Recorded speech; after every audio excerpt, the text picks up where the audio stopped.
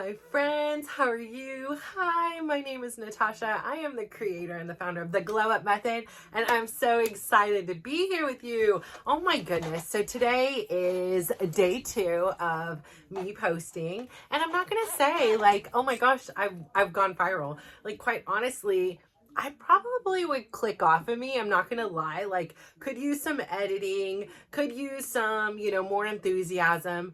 But guess what, guys? It's really raw and it's really me. And it's really this process of, discovery. This process here, it is literally like a little lab, and you get this front row seat too. So you get to see something from like having an idea in your mind to like, I don't really know how to do it. And that's when I used to always get stopped. Like, I didn't know how to do it. It wasn't going to be perfect. My aesthetic wasn't exactly the way I wanted, because guess what? I didn't even know the way I wanted. I didn't know what my content was going to be about. I didn't know who my target audience was. Like, I didn't know any of these things. And quite honestly, I still don't know a lot of these things. And I used to be paralyzed by just the ideas and the notions of not getting it right, and putting myself out there and subjecting myself to scrutiny and judgment, and would focus on that instead of like putting myself out there and subjecting myself to somebody helping change somebody else's life. And so this morning I went to the gym. Again, it's one of my favorite days. Of course, it was following my magical morning, which I love so much. Like, it's so much. So I got my walk in, I got my meditation in. And again, it was this like really beautiful guided meditation that took me exactly where I needed to be. It was all about like, I just randomly go in there because sometimes I do hard with the decisions still. I'll like waste so much time, and I'm like, sometimes I like just leave it up to the universe, leave it up to fate to figure out what the heck thing is. So I know my favorite instructor in the meditation. I know the duration in which I have, allocated toward it. I know my 5 minutes. Although today I was like, I really am ready to like jump up every single 5-minute one. I'm like, it's done already. Like, I want more. So I'm either really gonna focus on increasing that time to maybe a 10-minute meditation, or do 2 5s. But at the end of the day, I'm so exhausted, right? Like, there's just so many things that happen. And I have become really aware of the fact that I just don't operate in my best capacity at the end of the day. In the morning, I'm fresh, I'm ready, I'm alive. And at the end of the day, I'm drained. My patience is worn thin. Things that would take me 5 minutes take me 20 minutes. Like, I have learned that in this process. Like, before it was just like, I would feel a little bit more edgier and snippier. Like, it's just, I'm exhausted, and this is how my body is like, no more. Can we make no more decisions? No more thinking, no more. I just need to rest. So, I'm really excited for all the awareness. Going and embarking on a discovery journey has provided me and will provide you. The awareness is so key. Like, if you just simply don't know, how can we fix or change or improve or adjust in any way if we're not aware? So again, watching film, this is a great way to reveal some blind spots in my life. And once they're revealed, it doesn't mean I need to do anything about it.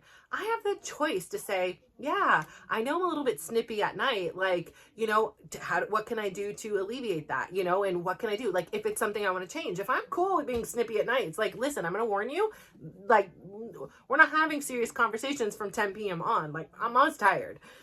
So, I say all that to say, I went to the gym this morning, and I was like, you know what? I haven't done any recovery. So I went in, I scheduled my little 10-minute massage, which again, I've been really, when I first started doing them, I'd be on my phone, and I was like, shoot, the time swim by and I didn't even realize it. And now I'm like, really like, no, embrace this recovery moment. Put the freaking phone away and sit there and feel like it's a hydro machine, which means there's water like running beneath you. Like, feel every single pat of my body beneath, my the back of me or whatever it is. Like, just feel it. Like, really enjoy this moment. And yeah, of course, we're gonna still want more at the end of it, because guess what? I can be gluttonous for things I really like. But on the same turn, I also feel fulfilled because I really enjoyed it in the moment. I really appreciated it. I really, like today, I explored. Like, I'm always like, go 10. Like, give me the hardest level. Give me the thing. But today I was like, maybe I want to be a little bit more nurturing. Like, let's start at level 1. Let's see how that feels. Then level 2, like, and increase. And today, for some reason, I was like, I'm going to settle at an 8. Like, 8 is firm enough. And enjoying those numbers in between was really nice. Like, I don't need to beat myself up even when I'm trying to get relaxation every single time. Although it feels good, it also feels good in another way if you go a little bit more gentle on yourself. So, again, having this awareness. And if I was on my phone, I would just hop on the machine in my default setting, start reading, start scrolling, start commenting, start, whatever it is I'm doing on there. And some of it is productive things. Sometimes it's work. It's not all just fun and games, right? Like, I'm doing other things too, but when I'm doing those things, it's really hard to focus on many of the things. So as a mom, and as a mom of 4, and somebody who's been my kids manager for so long, they're coordinator for appointments, they're personal chauffeurs and chefs, it's really challenging for me to take that hat off. It is so easy for me to flip right back into that role. Like, it is a right-handed thing. Like, I got you. Like, oh, what do you need? Like, suddenly you're going to stream, and so I better sit here and listen and like your stuff and all these things. Like, I really do a great job at abandoning myself for them. And again, I have the awareness now. And so it's something I really work on and find this balance where I can still be the mom I want to be. I still want to be their manager. I still want to be able to help guide and inspire and motivate and share wisdom and knowledge as they are embarking on their own journeys and their own lives. Like, I don't want to be in control of their lives. I just want to make sure that they have all the information I can give them, right? Like, and, when they follow through and they listen, of course, that feels great. But then on other times, I have to understand this is their life. They're coming into it with their own perspective and their own fresh set of eyes that looks very different than a 48-year-old, now I could say that, woman's perspective. And so, it is such a beautiful thing to learn, but it is a challenge, right? Like, and especially, as a modern woman who, again, this has been really fresh on my mind. I think about, how long women have been in the workforce and how long, in like, I just was in Saudi Arabia, like when it became more acceptable for women to be in the workforce, like, it's just something I assumed everybody across every nation has been doing since, the beginning of time, because that was how I grew up, right? That's what I knew until you read in a history book or you go to another country and you're reading about the history of their country and the progression that they're currently taking. Like, I was simply not aware. And I had made assumptions because in my life, in my existence here in California in the United States, a lot of women work and the majority of them do. And if they don't, that's usually a choice to not work. It's not like they can't or they're not allowed to. And so, learning that about other countries and seeing this other perspective or options just really makes me think. And it makes me think as, identifying as a woman who is navigating this experience, like, yeah, it's been really great to have this opportunity to go out there and pursue careers of our own and make so many, advancements, because I do believe, there is a male perspective and a female perspective. And one of my kids asked me today in the car ride home from physical therapy, and he was like, what do you think is harder? Do you think it is harder to be a male or a female? And I was like, well, this is a very interesting question. First off, I think it's much easier to go to the bathroom. And they were like, no, Mom, not that. And I was like, no, but seriously, y'all have outdoor plumbing. It's very easy to just, go. And they're like, Mom, seriously, no, not that question. Well, in general, what do you think? And I had to think about it. And I was like, well, again, I started talking about what I'm talking about here. And I was like, well, from my opinion, in my experience as a female, and this is all I know, and having lived in a very masculine environment as a child, and even within my household dynamic here, you are out and ruled. If my daughter's here, it's 2 against 4 for the females, and if she's not here, it's 1 against 4. And so that comes with a lot of masculine energy, and you kind of can review and see the things. And I would say, well, honestly, I do believe a woman's experience in this modern day is definitely more challenging for many reasons. I think that you and I can go through the same thing. We're in parallel, we're having the same experience, but I think a woman has such in general, this is obviously very, very generalized, but a woman has just such a more complex, like in my observations, we just have such a more complex thought pattern than typically a male does. And seeing the simplicity in a lot of the evolution of a man, like, you know, whether it be because they were out, you know, hunting versus gathering, that they were, you know, really had to just make quick decisions or whatever it is it is a much simpler in so many ways existence. I have said this on here, and I will say this to anyone I meet, like, you know, when they'll say like, oh, which is easier, boys or girls, since you have both? And I was like, well, hands down. Now granted, this is my daughter, I only have one daughter, so maybe there are daughters out there that, you know, are different, and there are sons out there that are different. I was like, in my experience, men are so much easier, right? Like, I know them. Like, you feed them, you give them attention, you tell them you love them, you give them a form of some kind of an outlet of entertainment, you know, whatever that looks like. They're happy creatures. Like, seriously, that's the secret to men, like, for real. And obviously there's other things like you can entertain them with, but whatever, that's a different subject. But overall, they're really, really simple, which is very beautiful, like, about them. Like, that is like a, wow, that's such a interesting way to live. Where a woman, I feel, is very complex, and we're very dynamic. Like, it changes throughout a given day and throughout a given, you know, cycle of a week, a month, a year. We are very, we are transformational. We are very, you know, like, just, there's just a lot of moving parts and stuff. And I said, and in addition, you know, like, personally, I have carried 4 kids. And, you know, in some ways, you know, like, there's some people that it's the greatest miracle. I was like, quite honestly, I would have been okay with not carrying you in my body and just suddenly you appeared. Like, I wasn't one of those people. Now, granted, I had really complex pregnancies, right? I had one child born 10 weeks early. I had the next one who I was already dilated at 23 weeks and on bed rest for the majority of the pregnancy. And then she ended up being late. And it was like a really, really difficult, labor that I was stubbornly wanting to do natural because I did my first one natural, and she was sunny side up and had every reason to, like, not be. And when they threatened me with a C-section, I was like, oh, hell no, I got this. Let me just take a nap and I will get it out. Just, I need to sleep for a minute. My third and fourth, we took the preventative action of having to tie up my cervix, which is called the cerclage. If you don't know, I personally didn't know this, so I had a stitch poking at me from, I think it was 22 weeks on until, you know, it was removed. My first one's for cerclage, so that's my third child's. It was the strings were too tight, so we had to go back in and have another surgery just to remove it. Which should have been an EV process. So then the next one, they left the strings very long, and it was a very uncomfortable, irritating experience for the majority of my things. So I am personally, and I get morning sickness. I just never was a good pregnancy person. Just wasn't me. Yeah, sure, it was cool to feel a kick, but I'm cool. Like, I've had gas before, so, like, I felt like movement in my belly. Like, it was like, it's beautiful, it's a miracle, it's great, but, like, give or take it, I would just say. And so what comes along with pregnancy is, you know, a lifelong, you know, cycle that comes every 22 to 28 days if you're me.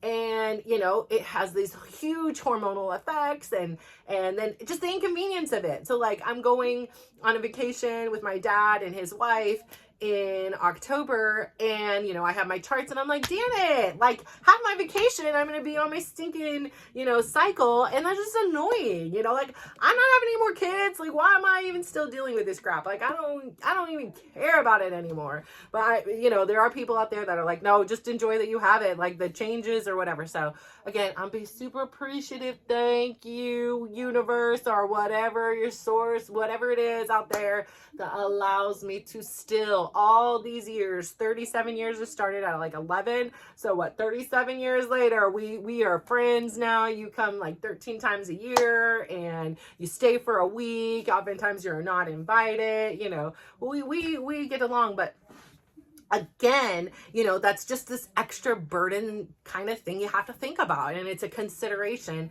in which men typically don't have to consider, right? Because they don't have that option unless they're living with women, and then they have to consider it. That's a whole nother subject. But anyways, you know, in addition to just the physical things, we're physically typically not as strong as a male. And again, that means things just are more taxing on us, right? They're a little bit more complex.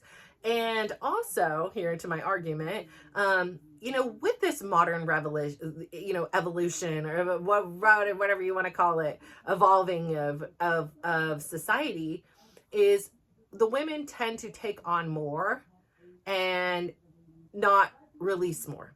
So, what I mean by that is like, the expectation for me is to work, take care of all 4 kids, shop, cook, clean, make sure, all of the other back end stuff, insurances, who is, what are our Comcast packages, like every decision in at least my household still ultimately lays on me. A lot of the financial things on me. Like there's so many responsibilities on me. And yet my ex-significant other, his responsibility was to work, do the best he can, come home, do the best he can, and that was it. Like there isn't that same expectation on him. And there is never a, like this comes up because today I go to the gym. I've been going to the gym on Tuesdays for a couple years now, and it's been in the calendar, it's been a known. But now that he's joined a gym and he has his own schedule, it's like, well, I'm not gonna not go to the gym because you have the gym. And it's like it's assumed that I will be the one that suffers, that I will be the one that adjusts and moves my schedule in order for his to work out the way he wants, because he wants to work out. He doesn't want to eat first. He wants to be able to work out as soon as work is done and then take a shower, come home and eat. And if Tyler doesn't fit in there, it is my responsibility, even though I have plans. But like if he has work and he isn't here, like it's assumed it's my plan, like every day to take care of picking up Tyler or getting these things. And it's never like somebody else comes before him. It's definitely his schedule comes first. And if he can, he'll help out. And if he can, but it's never like, hey, I will make sure this works out. So again, that was like, having this debate with him about how, I get it. It's important that you're doing it. But your stuff is not on a schedule. Like if I could pick the schedule in which my instructor teached, I would not taught.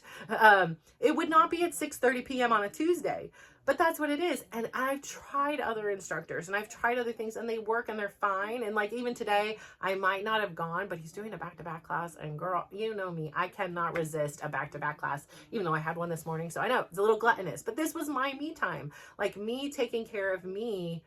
And knowing how important taking care of me has now become a non-negotiable. It is as important as my magical mornings. It is as important as me getting my steps. Me dancing, it is more than just me exercising. It is about me receiving fuel into my tank that I need in order to be able to come and film, in order to be able to work, in order to help manage my kids, in order to just feel some sanity in this body.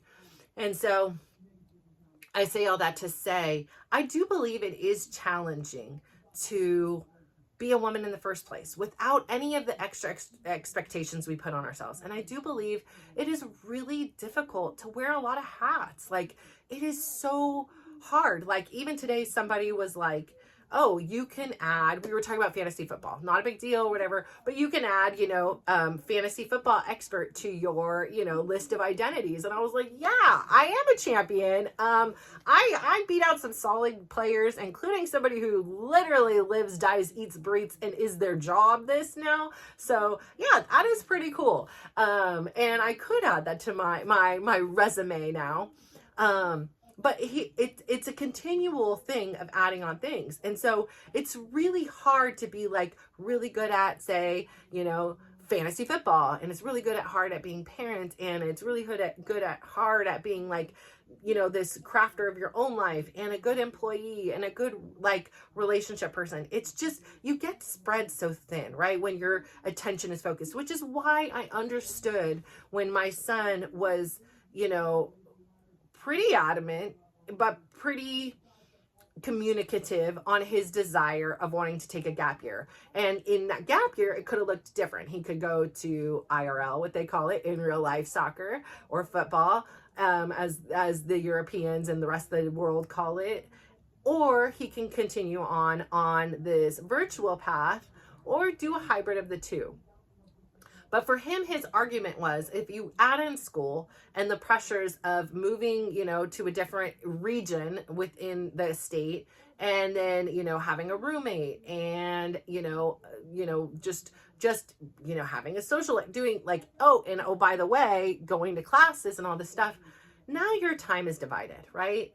And so again, as a non-single, parent, I'm technically single, right? But like as a single parent, that still has all these responsibilities, it's really hard to put all my time into this and all my energy into this. And it's really hard to put all my time and energy into my kids. And if I just left it at just those two things, even still, there's a give and a take, right? So I understand where you may not always have the time and the energy to gain the awareness that is necessary. You're literally on survival mode, like living on fumes. So much is expected of you. So much is on your shoulders. And it's just the way it is. It's what's expected. And so this morning at the gym, there's this lovely, they're always lovely, aren't they? But there's this lovely, like she just has this sweetest spirit about her. And we don't get very many conversations together. They're usually pretty quick. They're in between classes. But there's just something that is so humbling and beautiful about it, because as she speaks, I can really identify with a lot of what she says.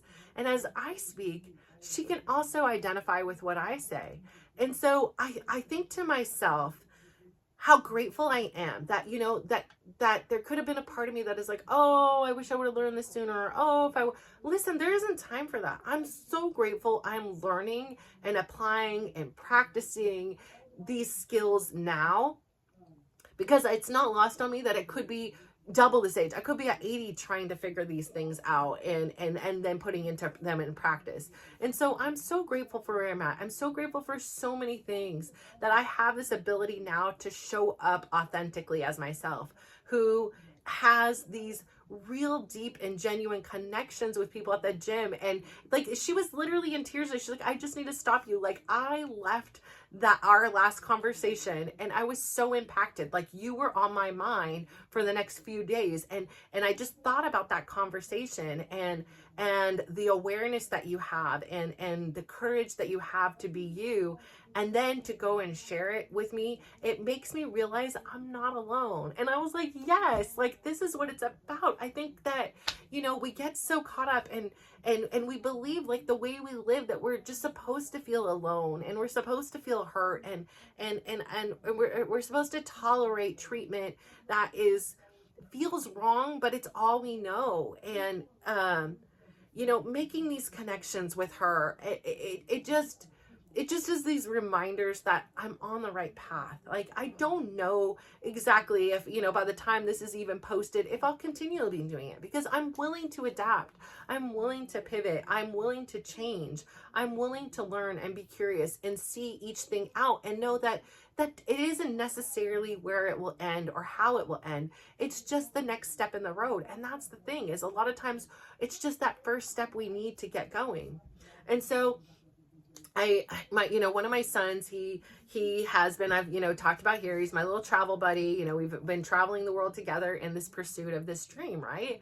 And so you have this logical side of yourself who has 2 kids, who graduated from a great university in California. Thank God that, through COVID for both of them, they both were part of it, through all of every adversity of lockdowns, a school shooter on campus, protests, oh my goodness, protests, strikes, like all these things, that they managed to complete their education there. And, I'm really proud of that. And I'm really grateful for my evolution to understand, like, how dare I push my agenda and know that, yes, you attending a university, it does open up doors. It does give you opportunities that may not exist in other places. But it doesn't mean that those opportunities don't exist and you can't find them, right? Like, and the whole concept in my kids, like, that I kept reminding them during their college application process, is in order to stand out, you cannot be the same. No, I'm not allowing you to take AP classes. And again, I know this is very controversial. I think my one son ended up taking an AP calculus class because I think that was the only one available. But again, I was like, no, unless this is something that you plan on studying, you cannot take it. Because guess what? It's transparent. As a person who's reading something, and this is all somebody does is read these things, you can see when somebody is doing something to perhaps pad an application or do something for someone else. What is your intention? Are you taking this to get something out of it, like on a personal level, or are you taking this to get somebody else's acceptance, to keep up with the rest of the herd? And so one of the standpoints in which I definitely kept reminding my kids along the way was stand out at what you love doing. Do the things that you love to the very best of your ability. Does that mean you're going to be the best? No. But you be the best of your ability. Instead of spreading yourself thin and being like, wow, I'm taking this AP here, I'm doing this. You really love leadership, lean into it. You really love helping and volunteering, lean into it. And what does that look like? Does that mean I need to go do a beach cleanup all the time? No. Are you into the beach? Are you into cleaning up? I don't think you're into cleaning up as I've seen your bedrooms. So you're not the biggest fan of the beach. You're not coming to the beach with me every weekend. Find what you love.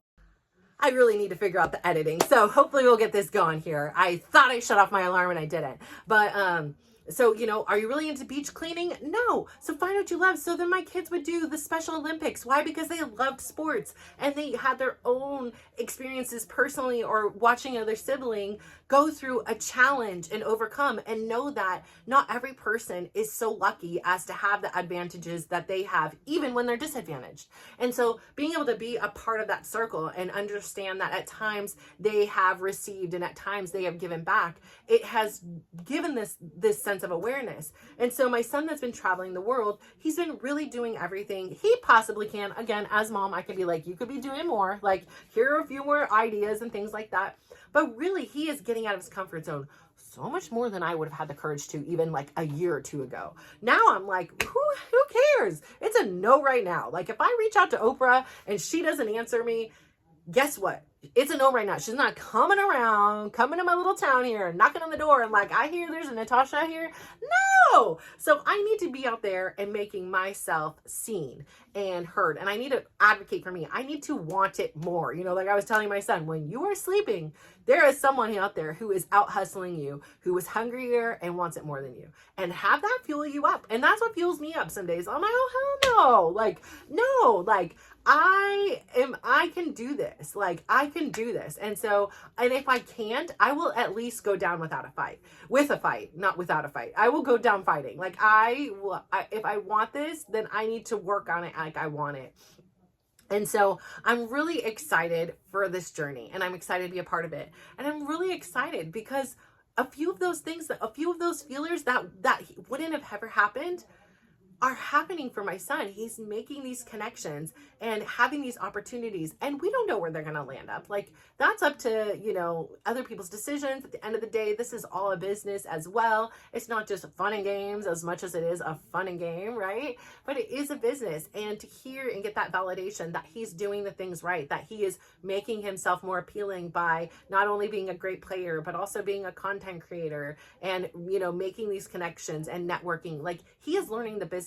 And so, yeah, maybe he is not in college and partying at the frat house or, playing soccer or, just in his room. And maybe he isn't there, but he is learning some like major life lessons here, and he's doing it. And do they all work out all the time? No, but he has the hustle and he has the determination. So he may not be in a university, but he's in the school of freaking life, and right now he is killing the game. Like, he is getting straight A's. And I feel like if he would have went to school, his aversion to going school would have came out so much so that he wouldn't have gone. It would have been lost, and he would be resentful and irritated and frustrated because he's got a roommate or two and he can't just play his game, so he can't do that. And he's still not, he's still in treatment, so he's not well enough to go out and play on a team. And even if he does, like, how is that going to go? He's still in pain. So, there's so many idiosyncrasies and things like that. But at the end of the day, I think life is about taking these risks. It's about having this awareness and this curiosity to see, like, can my life be different? And I know it may seem really big and hard when you're juggling so much. Like, I get it. I see you. It's really hard. And if you can just do one thing, is make more time for you. And it doesn't have to be. If you can, the more the merrier, right? But if you commit to yourself 5 minutes, 1 minute, if you begin with the 1 minute, that little step, that step in the right direction, say this 1 minute is for me. I don't know what I'm going to do, meditate, jog, walk, read. I'm not the definer of that. That's up for you to discover. But giving yourself permission that even though you're wearing all these hats, to take care of yourself for even a minute a day is huge. And it may not seem like it's going to make that big impact. Nobody may notice. You may not even really notice at first. But as you continually do that, as you continue to keep that consistent effort and commitment to yourself, the progress begins to gain momentum. And then next thing you know, it's snowballing down that hill, and there is no looking back. Because as much as I want to nurture and help and take care of my kids, I am now also saying I need to take care of myself as well. Like, I am at this table and you four do not take priority over me. Like I don't take priority over you. I need to take priority over me. And in part of that, I have acquired so much time when I thought I was so busy and I didn't have enough time. That was already there. It is just reshifting and refocusing, and that's part of the process. And I'm so excited to hear how that will unfold for you. So thank you so much for tuning into me today. Oh my gosh, I'm literally so excited. I'm so grateful for you. I appreciate you. I just hope you can go do me one more favor. Please go out there, give somebody a big smile, give them a compliment, and just watch how they glow up. So thank you so much. Mwah. Bye.